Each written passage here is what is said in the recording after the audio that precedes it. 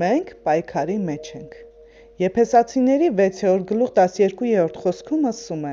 որովհետև մեր պատերազմը արյան եւ մարմնի դեմ չէ, այլ իշխանությունների եւ պետությունների դեմ, այս աշխարհի խավարի աշխարհակալների դեմ, այն չար հոգիների դեմ, որ երկնավորների մեջ են։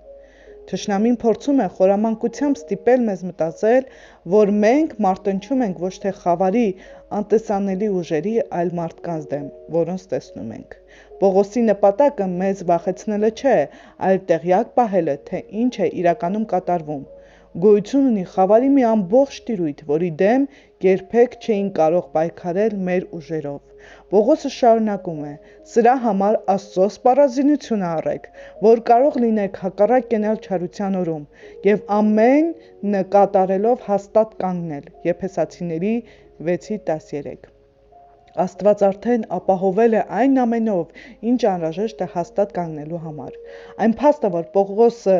կրկնում է սպառազինությունը հագնելու կոչը, ստիպում է ինձ մտածել, որ նա չի ցանկանում մենք անփույթ վարվենք մեր զենքերի հետ։ Նա չի ցանկանում, որ մենք պատկերացնենք, թե կարող ենք դուրս գալ կիսը հագնված եւ անզեն եւ ունենալ ուժ դիմադրելու համար։ Ինչ է նշանակում հաստատ կանգնել, ընդունել վճռական կեցվածք, որը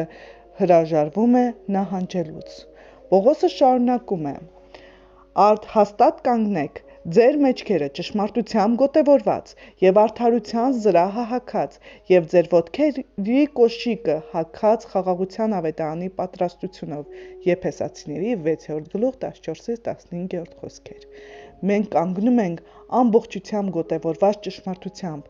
Մեր սիրտը եւ կենսական կարևոր օրգանները ծածկվում են Քրիստոսի արդարությամբ եւ մեր ոտքերը պատրաստ են տանելու խաղաղության ավետարանը։ Մենք ապրում ենք մի աշխարհում, որը խաղաղության կարիք ունի։ Ճշմարտությունը եւ արդարությունը խաղաղության